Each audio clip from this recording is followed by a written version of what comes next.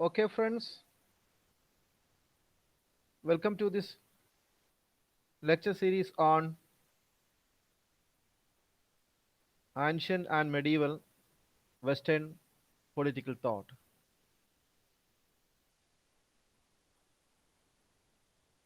Today, we are going to talk about Socratic method.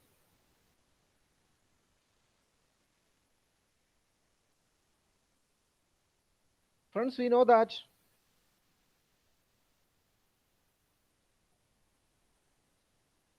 Socrates was the first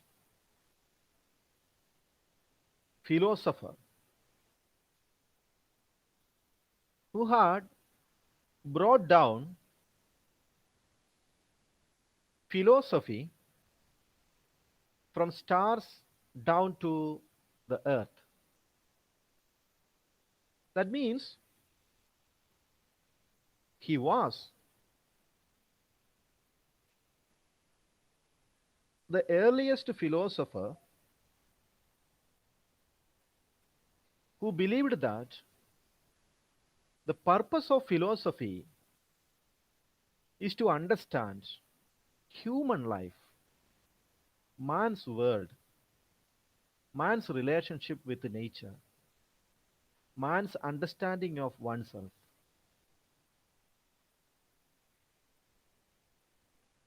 So, therefore,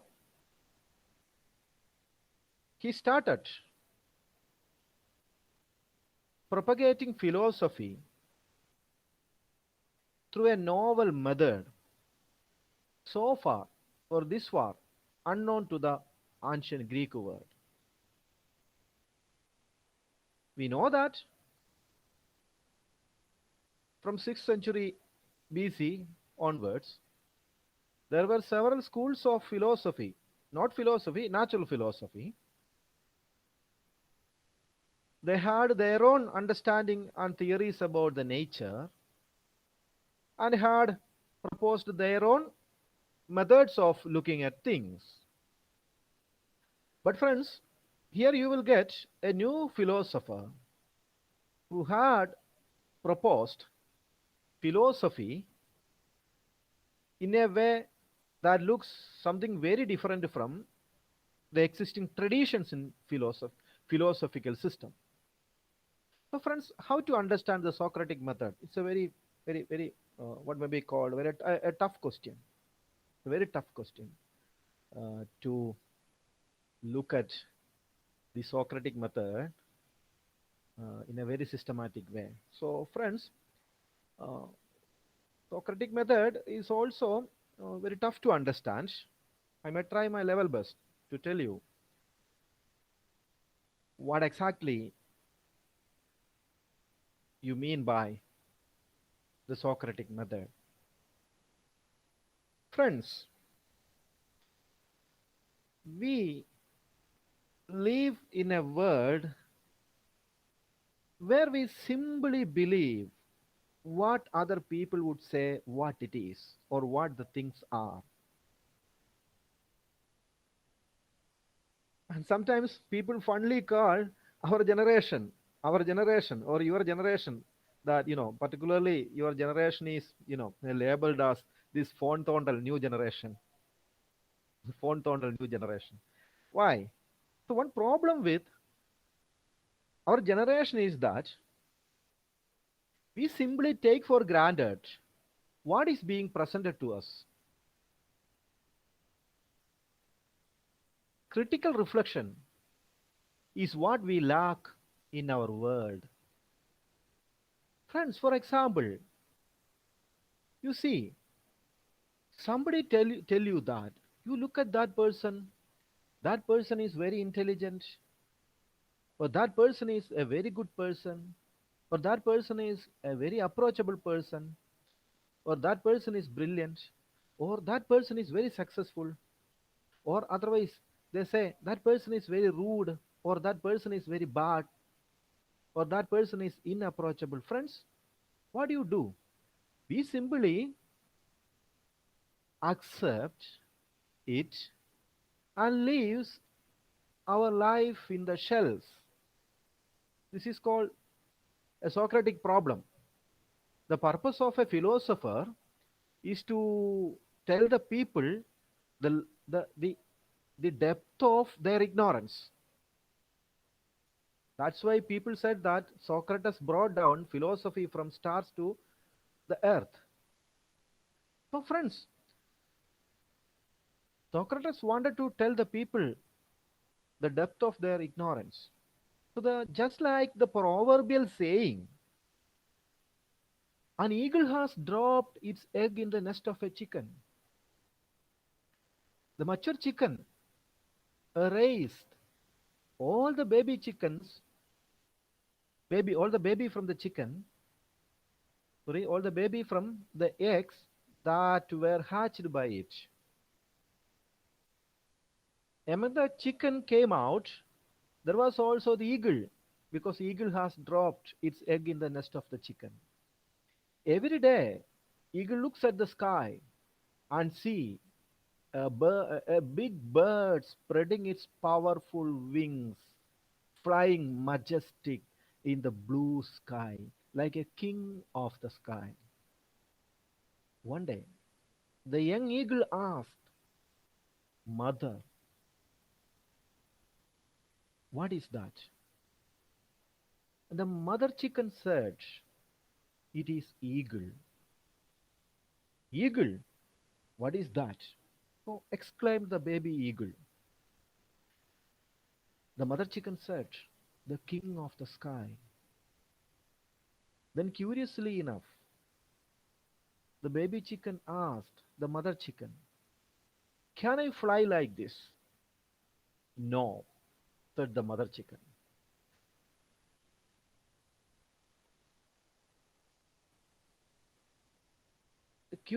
When the curious young eagle asked this,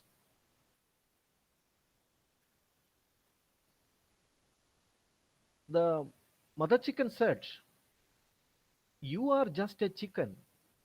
You are not an eagle. And eagles are very powerful, and you cannot fly like that. So the young eagle, living in the company of the chicken, believed that, yes, I am a chicken and I cannot fly like eagle. So a bird born as eagle lived like a chicken and lived its life not realizing what is its power. So, friends, this is a Socratic problem in philosophy. Socrates never buys what other people says. Socrates says in his apology, Plato Socrates was found saying in his defense speeches, that was the content of the book Apology. Socrates repeatedly stresses that a human being must care for his or her soul more than anything else. That is, priority of the care of the soul. As a human being, friends, you should give priority to the soul, not your body. And Plato Socrates is found saying like this not only in Apology, that was one of the famous books of Plato. In books like Crito, Euthyphro, Gorgias, friends, it was found that Socrates was frequently saying this, that priority of the care of the soul. Man should give priority to their soul, not to their body. So you should be a person of great moral character. You should be a person of a very critical mind. You should always search for truth. And friends, do not believe what other people would say. Do not buy what other people would tell you about things. So, for example, friends, one of your classmate is saying like this. Okay, so you look at Biju sir. Biju sir is a good person. He is an achiever. He is very brilliant. And friends, do you think all that particular classmate tell you about Biju sir is true? Not at all. If you simply buy the words of your classmate, friends, you are going to live a life of eagle in a chicken nest. You are too dumb a person to believe what classmate said about Biju sir. He or she said what one has felt about Biju sir, and that is true for that particular person. But problem is that, friends, the problem with this kinds of things, this kinds of acceptance of other people's standards as your standards, the problem is that you will set standards of success, achievement, beauty, and merit in what that particular classmate said about Biju sir is having. This is a Socratic problem. And you try to be like Biju sir because that particular person said Biju sir is like that. So this is called a persuasion. That person is trying to persuade you believe his or her perspective or his or her standards, moral standards. But friends, life is not meant to give ourselves to other people and how other people lived their life. Rather, friends, you have to set your own standards of beauty, your own standards of ethics, your own standards of achievement and success. And that should be in your own way. What you should, what therefore you need to do then? You have to be very critical about everything. That is what a Socratic mission of philosophy. You have to be very critical about everything. Socrates found that this is what Plato's Socrates was doing in the book Apology. In Apology, Plato's Socrates found that in the book Apology, Plato Socrates has found that his fellow Athenians or the Athenian citizens of his time cared more for their wealth,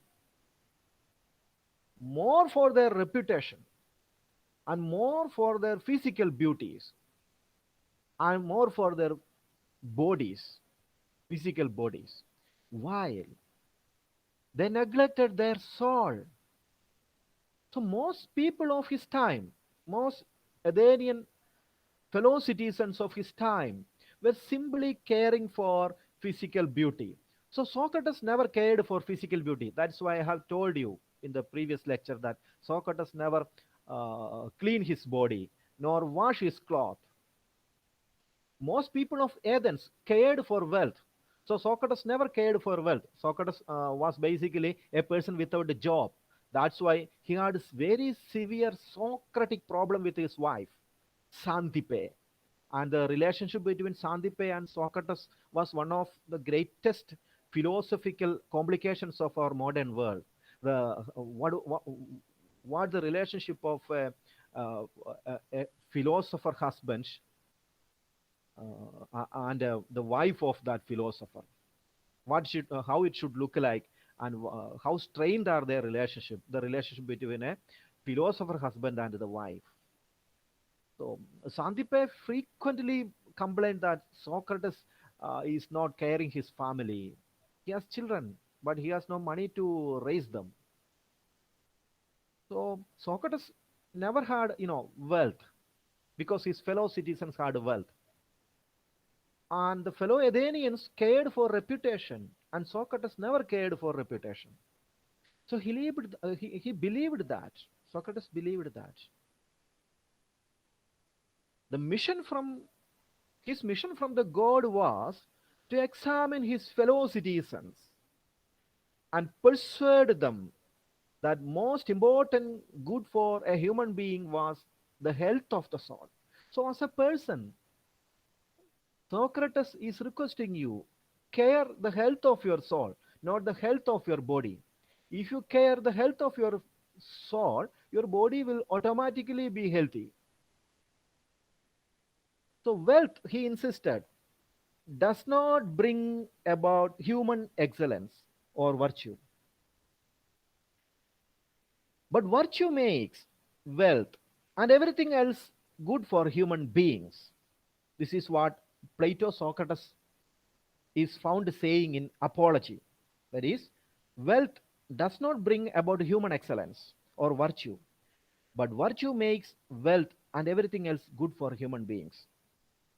Apology. This is stated in Apology by Plato.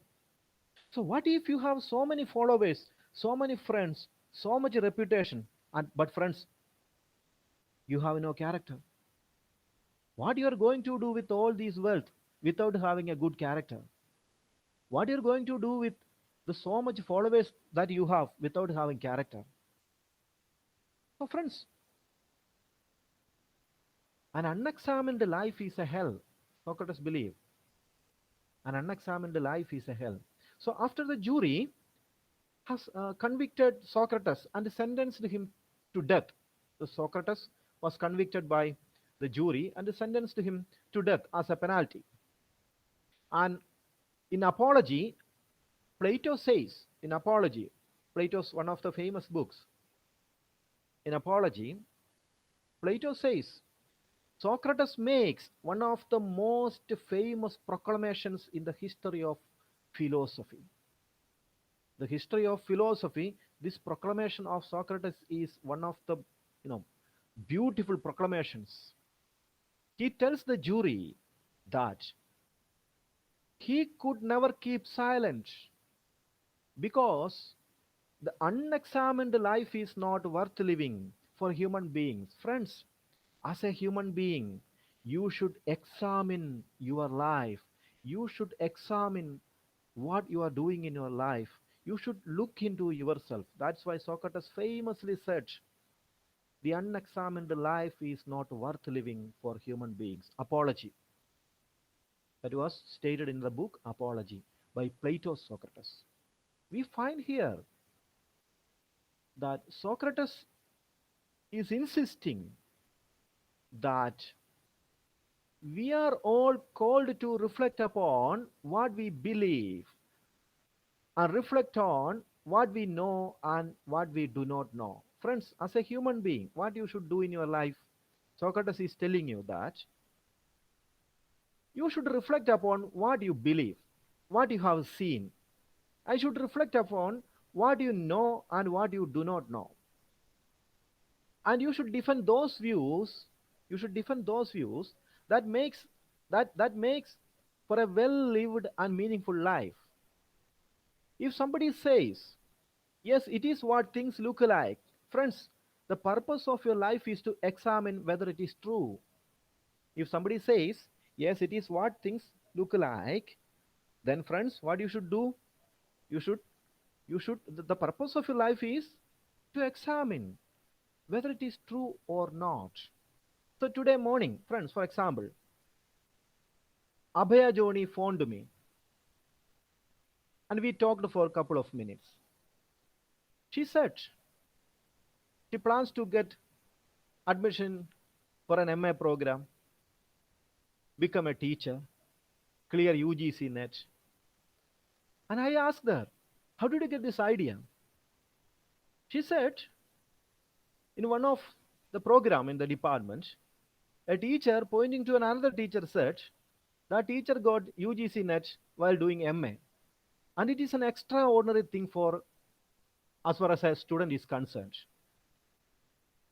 Therefore, Abhay Joni wanted to say that, sir, I want to become a teacher because that was an extraordinary thing. Then I was laughed to death, hearing the vile, aghast at the vile ignorance of Abhaya Joni.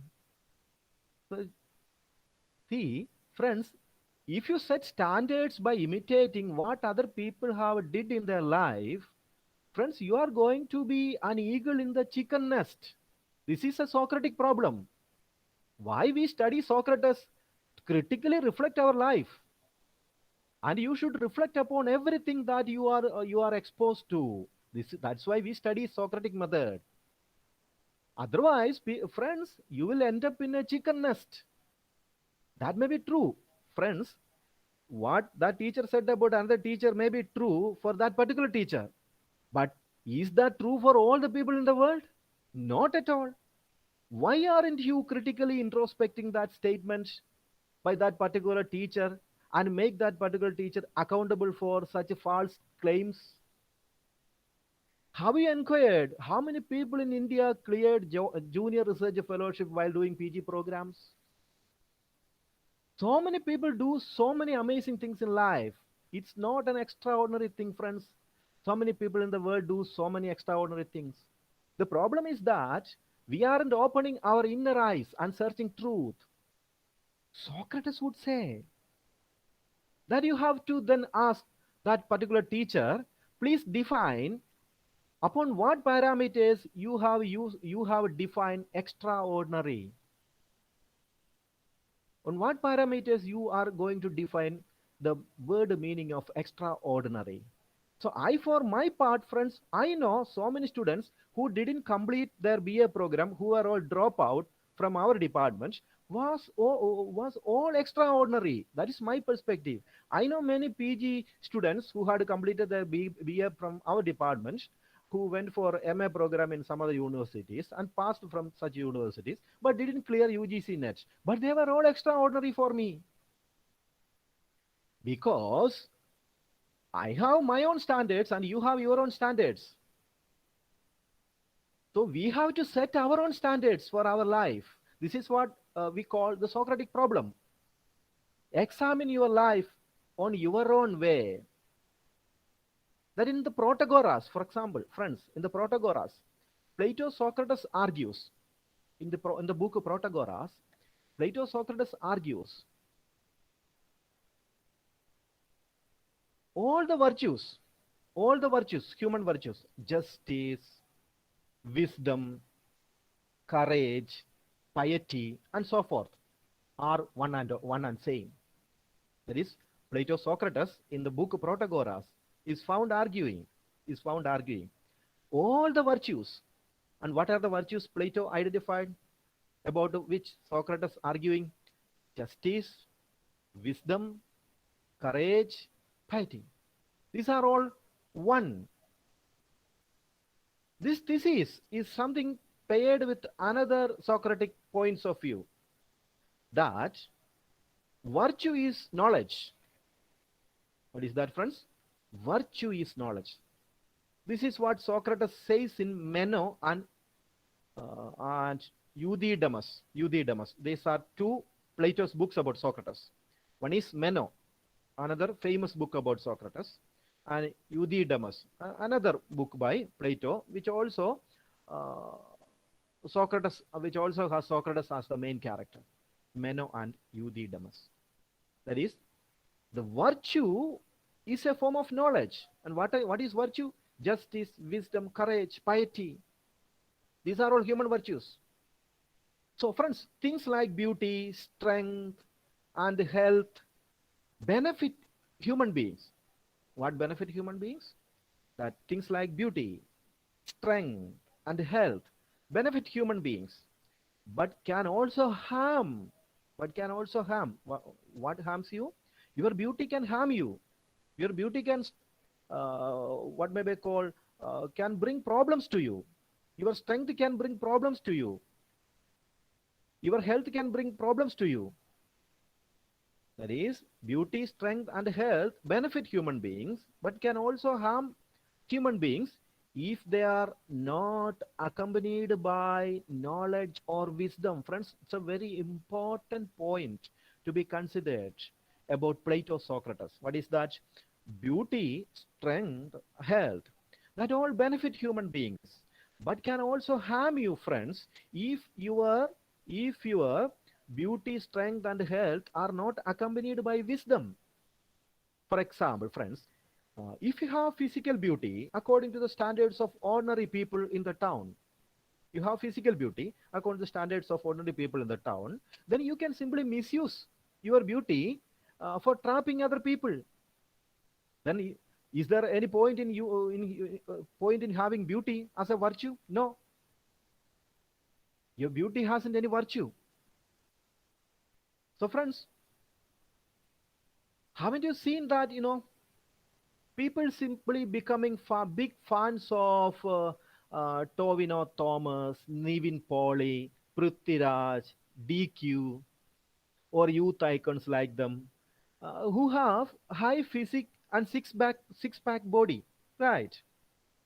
So Socrates would argue that you are a blind person because you aren't seeing the character of that person, but only the physical beauty of the Nivin Pauly or Tovino Thomas or Prithviraj or DQ. You are seeing only the physical beauty, not seeing the character of person who is an actor.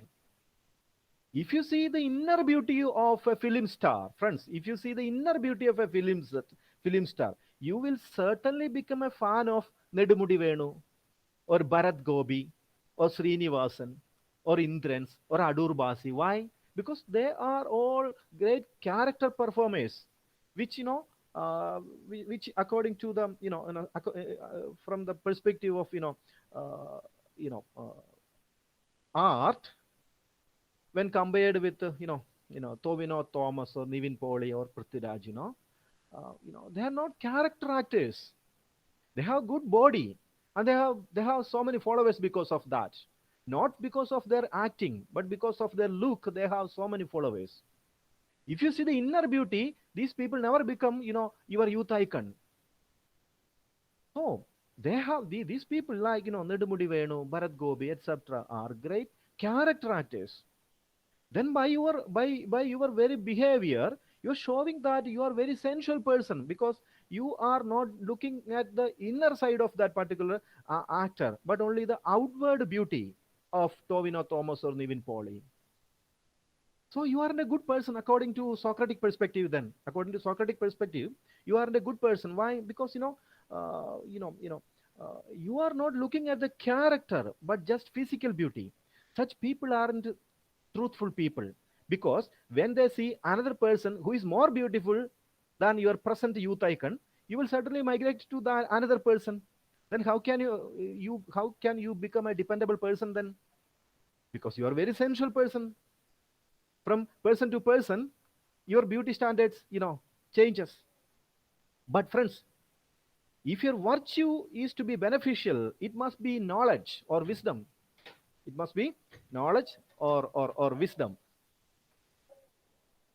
It must be wisdom. So you have information about film stars. You have information about film stars and youth icons, but no wisdom. You have so much of information about film stars and youth icons, but no, your information has not accompanied with the wisdom or virtue. Since all qualities of the soul are in themselves never beneficial nor harmful, but are only beneficial when accompanied by wisdom and harmful when accompanied by folly. That is, your information, if it is accompanied by folly, it is your information about actors are accompanied by folly. That's why you are looking at the physical beauty of the actor. That's why you are a follower of Prithviraj or DQ or Nivin Pauly, because your information is accompanied by folly, not your information is accompanied by wisdom. If your information about film stars are accompanied by wisdom, certainly you will become a great fan of Srinivasan or Adur Basi. But since your information is accompanied by folly, you are a fan of Nivin Pauly, right? So friends, the point is that, but Socrates is saying that no one errs knowingly and no one errs willingly. No one errs knowingly, no one errs willingly. What does it mean to say no one errs knowingly or no one errs willingly? Friends, Socrates famously declares that no one errs, E-R-R-S, errs, or makes mistakes knowingly. This is what Plato Socrates is found saying in the book Protagoras. In the book Protagoras, Plato Socrates is famously declaring that no person in the world commit mistake knowingly, and no person in the world commits mistakes unknowingly. Clear? So here we find an example of Socratic intellectualism. So friends, when a person does what is considered to be wrong, their failure to do what is right is their failure to do what is considered right is an intellectual error. It is an intellectual error, or it may be due to their own ignorance about what is considered right. Clear? If the person knew what was right, then he would have done it. Clear? So if you know what is considered to be right, you will do that right thing. And why you have committed a mistake? You have committed a mistake. Why? Socrates, Plato Socrates in the book Protagoras is saying that you have committed a mistake because you don't know what is right thing. And Socrates says, friends, committing error or committing mistake is natural thing, because no one commits mistakes willingly. No one commits mistakes willingly. Ignorance is not a crime. That is what Socrates emphasizes. Ignorance is not a crime. Friends, this way Socrates is found proposing so many conclusions about human conduct. And Socrates, from things to things, or from ideas to ideas, is found saying so many things, and he has his own conclusions about everything under the sky, about beauty, about friendship, about relationship, about man and nature, uh, everything. Socrates reaches so many conclusions, so many interesting conclusions, based on what may be called a Socratic method. Then the point that we are going to discuss here is that, what does it mean to say the Socratic method?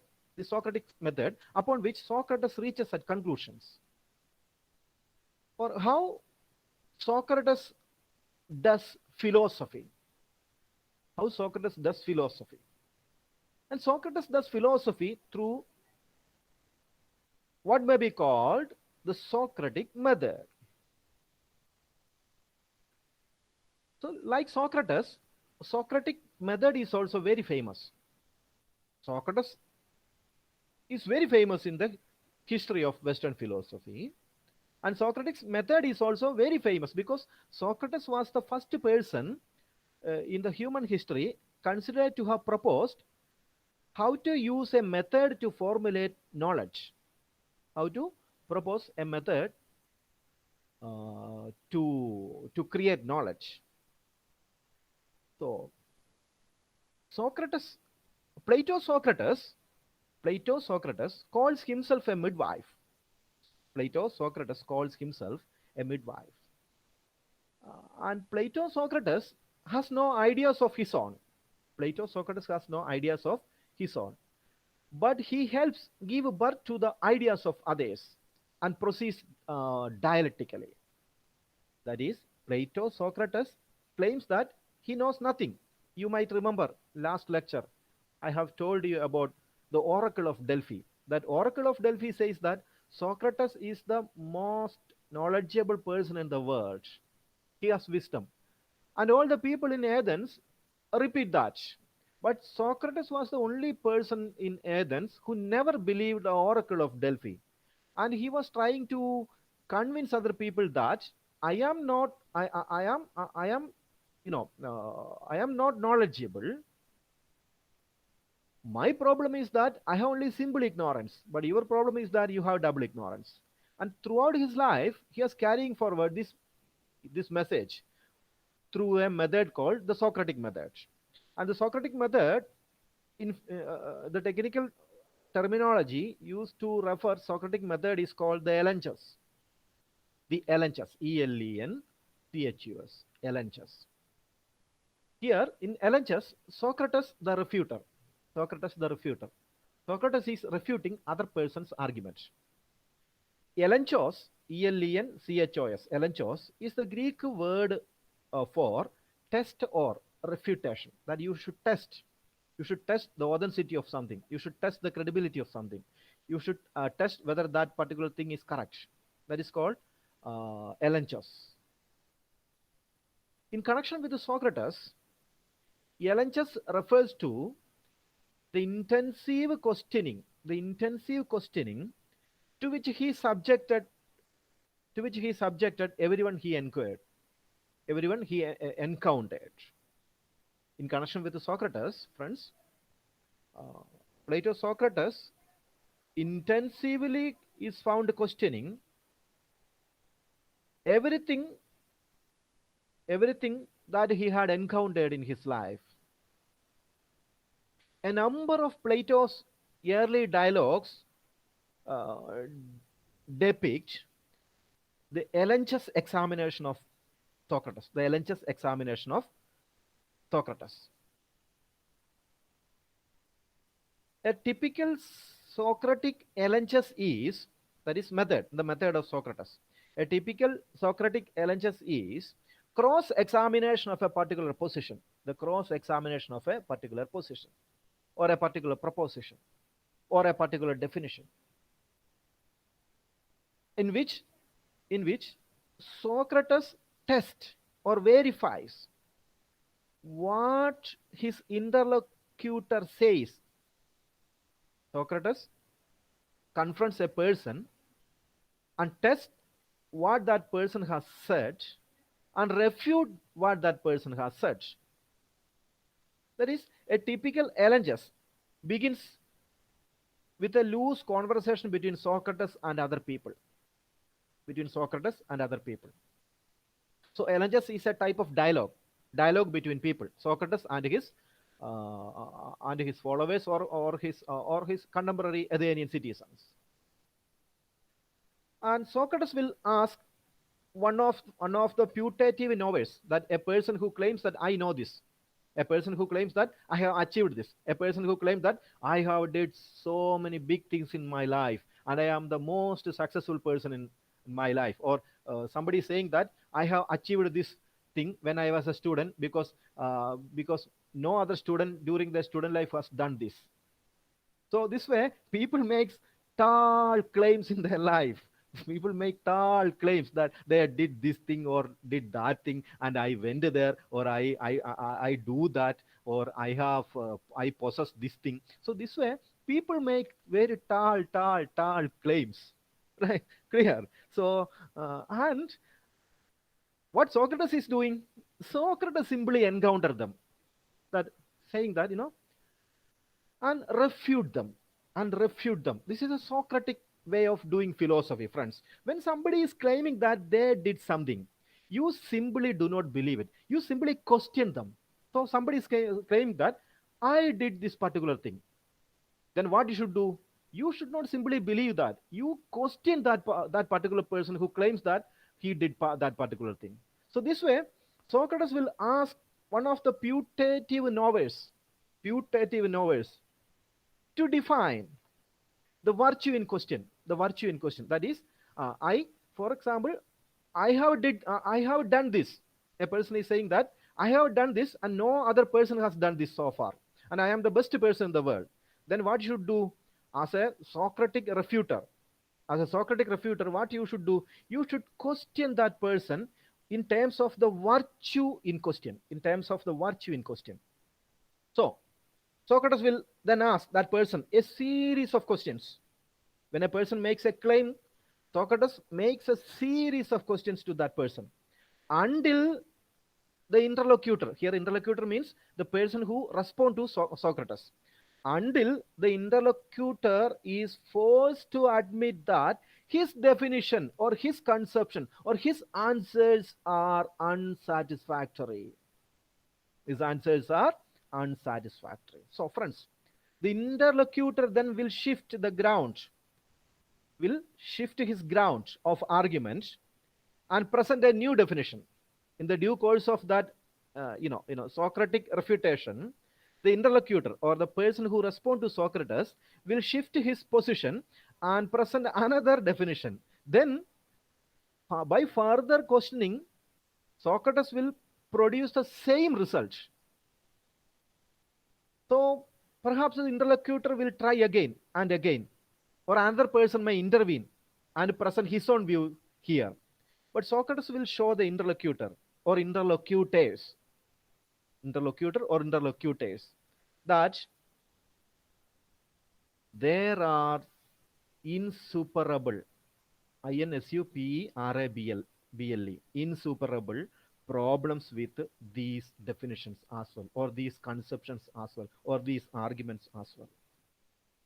Then probably Plato says the dialogue in which Socrates and the refuter are found engaged will end after a particular time, or at least Socrates admitting the ignorance of the subject under discussion.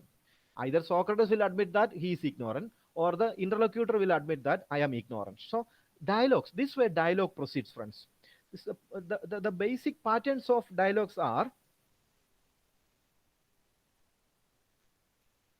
or in many of his books, Plato says that Elenchus is the main method in which Socrates is doing philosophy. For example, Plato documents all his books. Euthyphro is an example of Elenchus, in which Socrates is questioning his interlocutor. In Euthyphro, Socrates questions interlocutor on the definition of piety. Euthyphro, Euthyphro. In Euthyphro, Socrates' interlocutor is questioned on the definition of piety. In another book, Lysis, Lysis, another book of Plato. In Lysis, Plato's interlocutor is questioned on the nature of friendship. The interlocutor is saying that friendship is this. Then Socrates says there is a problem. Then interlocutor further defines what is friendship. Then again Socrates refutes that. This way, that dialogue is proceeding. Lysis. Then Lysis is a book about friendship written by Plato. And Hippias Major. In the book Hippias Major, Socrates is found talking about beauty. Socrates is talking about what is meant by beauty. And the interlocutor saying this is beauty, and Socrates is questioning the premises of the definition of beauty. This way, the dialogue proceeds. And in the book Republic, Socrates is talking about justice. This way, friends, Socrates is found proceeding or doing philosophy through Elenchus. So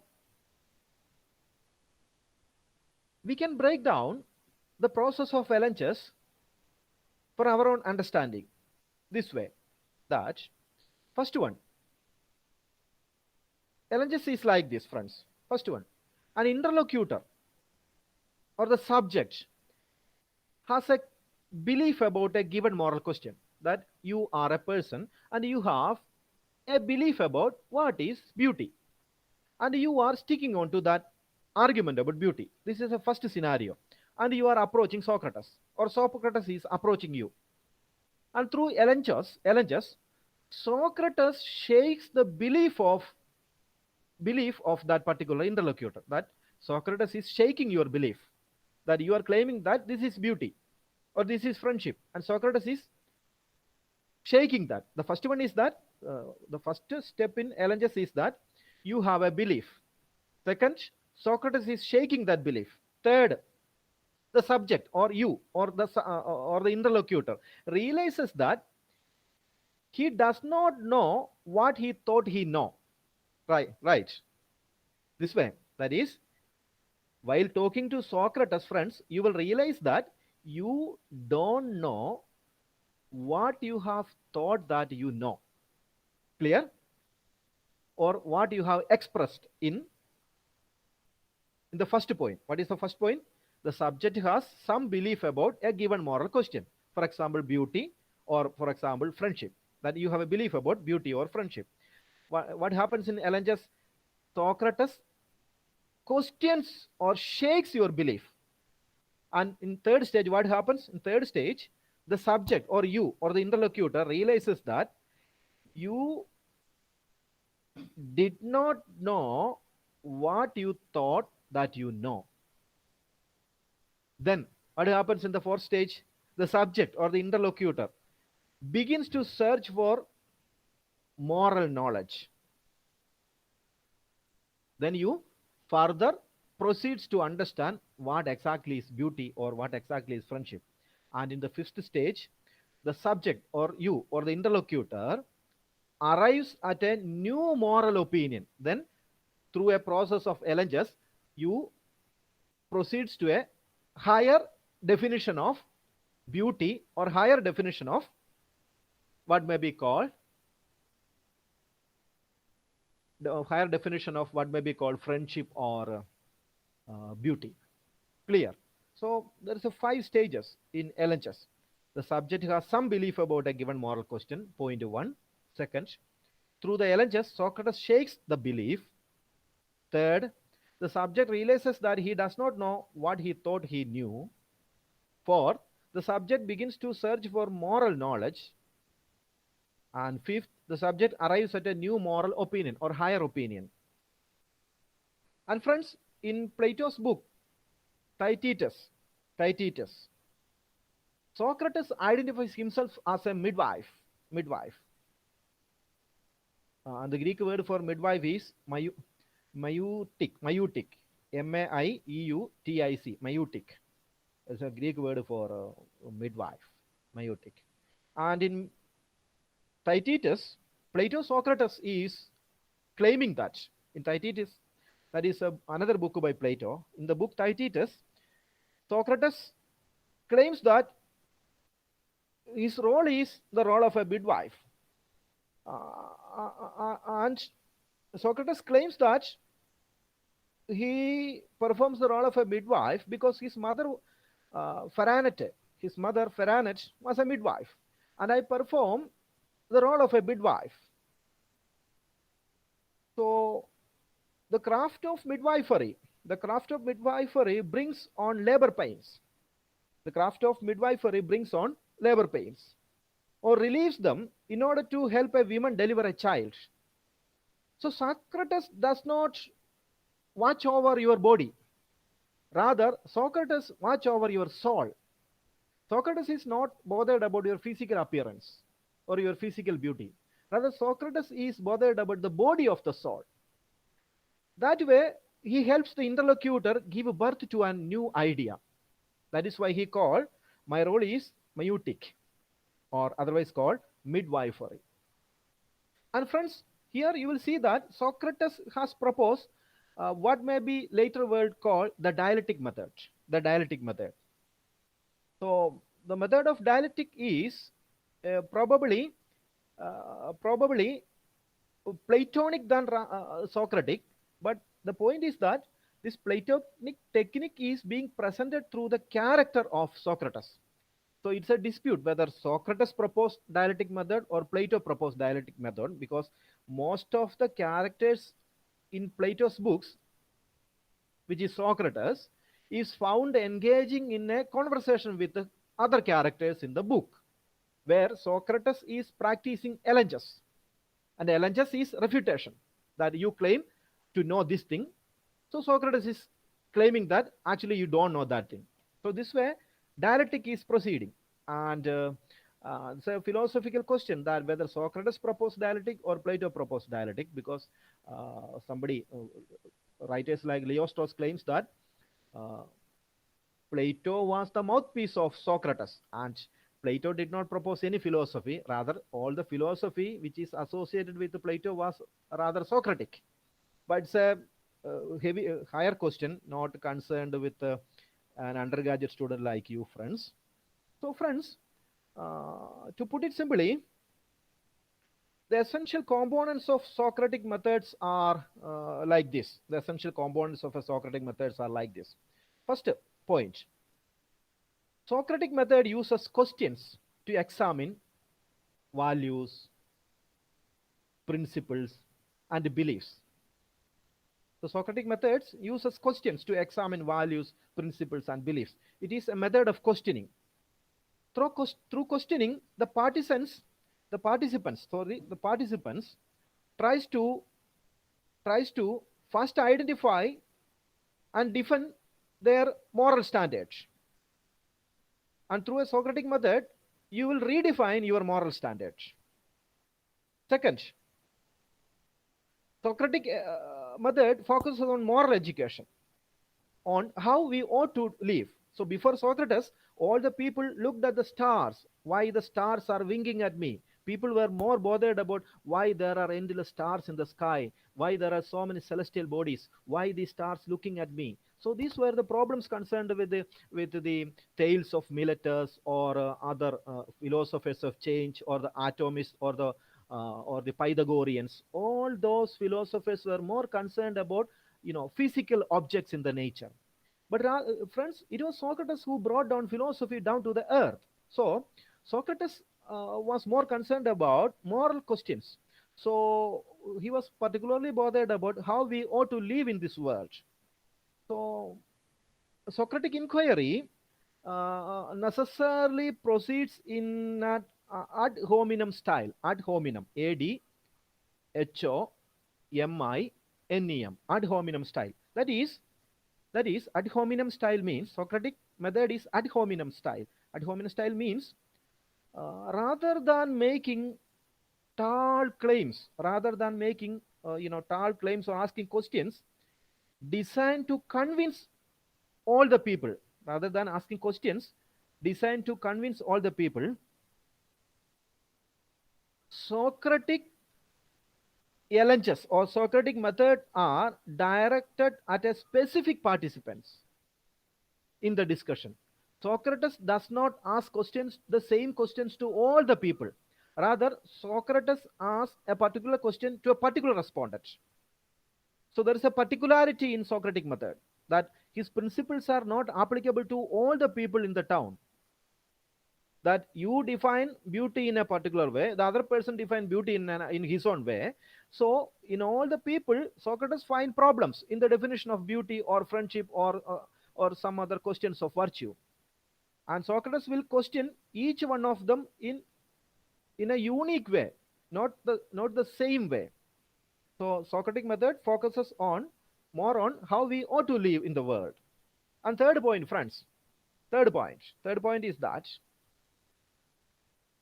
Socratic method requires a classroom environment characterized by productive discomfort. That is, there should be a productive discomfort in the classroom environment. So normally, what happens in our classroom? What happens in our Google Classroom? The teacher, Biju sir, is speaking, relentlessly, and it is supposed that I believe that all of you are sitting behind the screen and listening me, and nothing happens there. I say something, and you listen through one ear and forget and leaves it through the other ear and other side of your ear. That way. This is not the way Socratic challenges takes place. Socratic challenges takes place in a productive discomfort. That's a word we can use, productive discomfort. In the best Socratic dialogue, friends, what happens? There is a real tension among the interlocutors. There is a real tension among the interlocutors because your stakes are high, because you have defined beauty from your standards, and your standard is called into question by Socratic dialogue, and your positions are refuted by the Socratic dialogue. So you are in a tensed situation. So this tensed situation is what makes Socratic dialogue beautiful. That's why it is said that Socratic classrooms are productive discomfort. It is replete with productive discomfort. This is not a one-way monologues. monologue classrooms. Socratic classrooms are not monologue classrooms where teacher is speaking and the student is listening. That way, it is not proceeding. Rather, you are highly tensed in this classroom. If it is a Socratic classroom, you are sitting, students who are sitting behind the screen are really tense. Why? Because your position is being questioned by by Socrates. So you are disturbed. So you are aggressively sitting there to refute me. This way, this happens. But here, what happens? You are simply listening. What I am saying. This is not productive discomfort. This is called productive comfort because you are in a comfortable situation. I don't know what you're doing there, what you're thinking, or whether you are there or whether you are muted the video and you've gone somewhere else or playing cricket or football. I don't know what is happening there. But anyway, this is not productive discomfort. It's productive comfort. Another thing is that, friends, Socratic challenges is better used to understand complex situations, difficult situations, and to understand uncertainty by eliciting facts about the world. By eliciting facts about the world. This is not, friends, Socratic methods cannot simply used to understand ordinary situations or what may be called simple situations. You can deploy Socratic method to understand very complicated situations, very complicated philosophical situations. So, friends, this way we can say that we can wind up this lecture by by referring to the legacy of Socrates. Like, friends, of course we know that philosophy began from the antiquity. In the antiquity, from tales of Miletus, Pythagoras, or Atomis, or the philosophers of change, and so many groups of philosophers claim so many things about the nature, and we call them natural philosophers because they use method to understand secrets in the nature. That's why they were called natural philosophers. And it was Socrates who brought down this natural philosophy to understand human relationship or human world. That's why he's called the first philosopher in the world. So, as a philosopher, Socrates has appeared in so many works.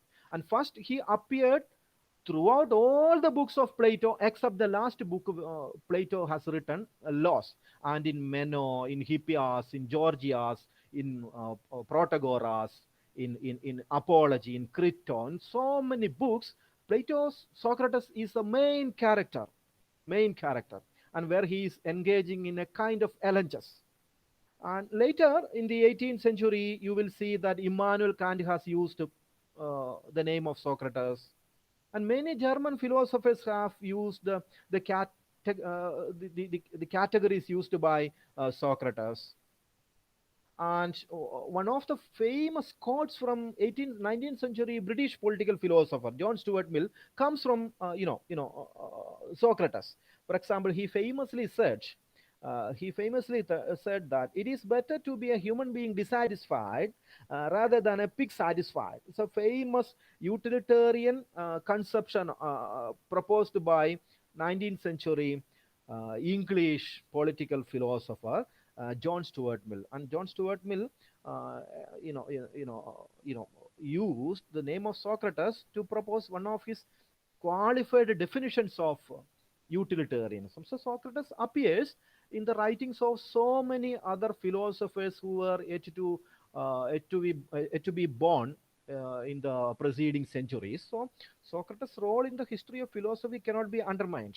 Rather, even though he didn't write anything, his role, his legacy cannot be discredited, friends. Friends, that is all about my lecture on Socrates. And with this, I am winding up the lecture on Socrates and moving on to next module. So first module is finished, and we will be moving on to the next module. Friends, the floor is open for discussion.